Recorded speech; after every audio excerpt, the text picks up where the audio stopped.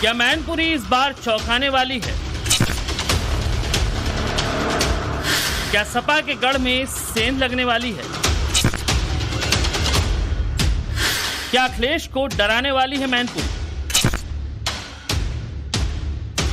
क्या मैनपुरी में चलेगा योगी का बुलडोजर?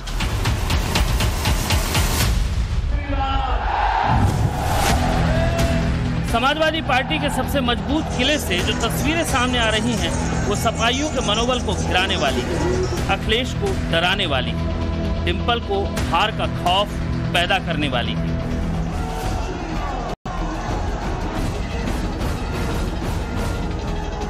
क्योंकि मैनपुरी में योगी ने जिस अंदाज दस्तक दी और जिस धमक के साथ मैनपुरी में माहौल दिखाया, उसकी तासीर तो यही लग रही है।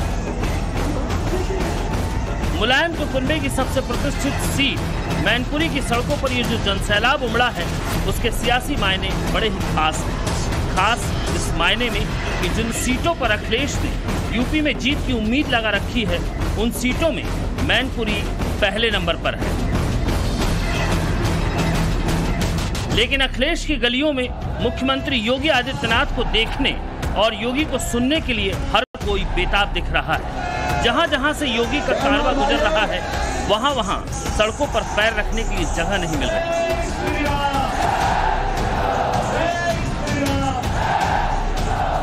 यूपी में जननायक की छवि लेकर उभरे योगी को देखने के लिए लोग छतों पर खड़े हैं, घरों की खिड़कियों से अपने नेता का दीदार कर रहे हैं। स्वागत भी देखिए कैसा हो रहा है।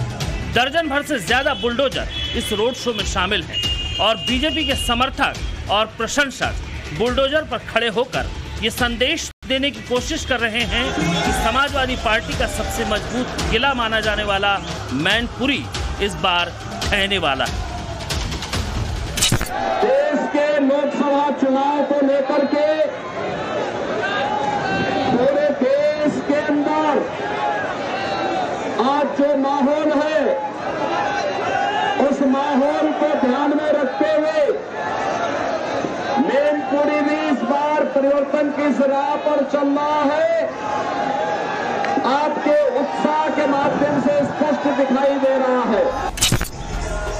योगी को लेकर जो क्रेज मैनपुरी की जनता के बीच दिखाई दे रहा है, वो और इस जनसैलाब के माध्यम से मैनपुरी जो बोल रही है, वो दोनों ही अखिलेश की पेशानी पर बल लाने के लिए काफी है। देखने के लिए, स्वागत करने के लिए उनके साथ एक्साइटेड, उनको देखने के लिए बहुत ज्यादा उन्हें देखने। ये देखिए कि सब महिलाएं जो है हाथों में फूल लेकर 5 घंटे से खड़े हैं, योगी जीतेंगे, योगी जीतेंगे इस बार। ये पक्का जीतेंगे। माहौल है। ये तो मुलायम सिंह की धरती है, डिंपल की कहीं कुछ नहीं। अब की बार मैनपुरी पर, अब की बार मैनपुरी पर। योगी के हमलों से यूं ही अखिलेश परेशान है। इंडी गठबंधन के हर वार पर देश भर में मोदी पलटवार कर रहे हैं, तो यूपी में योगी ने मोर्चा खोल रखा है। ये सुनिए मैनपुरी में योगी क्या कह रहे हैं।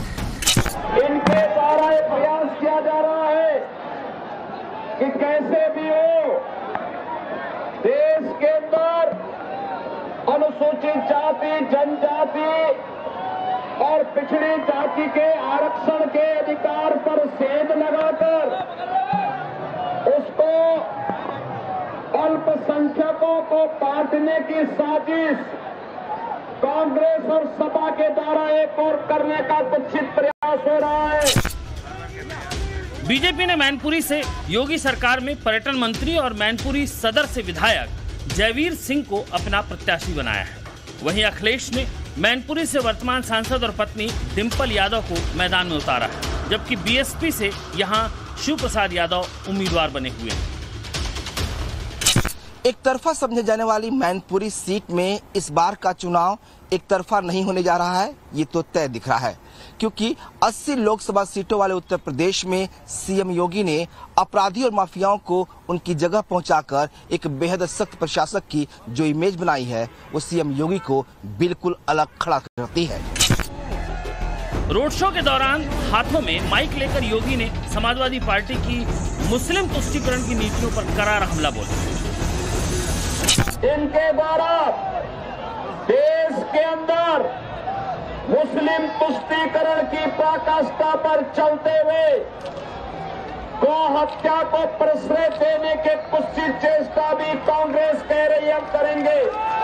बहनों भाइयों, इंडी गठबंधन को वोट देने का मतलब भारत की आस्था के साथ खिलवाड़, और कोई भी सच्चा भारतीय जो अपनी आस्था को सम्मान करता है वह कांग्रेस गठबंधन के इस साजिश को कतई सफल नहीं होने देगा। समाजवादी पार्टी के मुखिया मुलायम सिंह यादव के निधन के बाद डिंपल ने उपचुनाव में मैनपुरी से चुनाव जीता था, जबकि इससे पहले वो कन्नौज से 2 बार चुनाव जीत चुकी है। राजनीति में डिंपल को 10 साल से ज्यादा का वक्त हो चला है, लेकिन इस बार अखिलेश खुद कन्नौज से लड़ रहे हैं और सबसे सुरक्षित सीट डिंपल को एक बार फिर दी है। मैनपुरी में डिंपल आश्वस्त हैं, लेकिन जिस तरह से उन्होंने प्रचार के लिए ताकत झोंकी और बेटी तक को प्रचार में उतरवाया है, उससे साफ है कि समाजवादियों का गढ़ मानी जाने वाली मैनपुरी इस बार उन्हें डरा रही है। आपको याद होगा, डिंपल यादव ने जब मोदी के मंगलसूत्र वाले बयान पर बीजेपी को आड़े हाथों लिया तो कैसे योगी ने भरे मंच से समाजवादी पार्टी की धज्जियां उड़ा दी।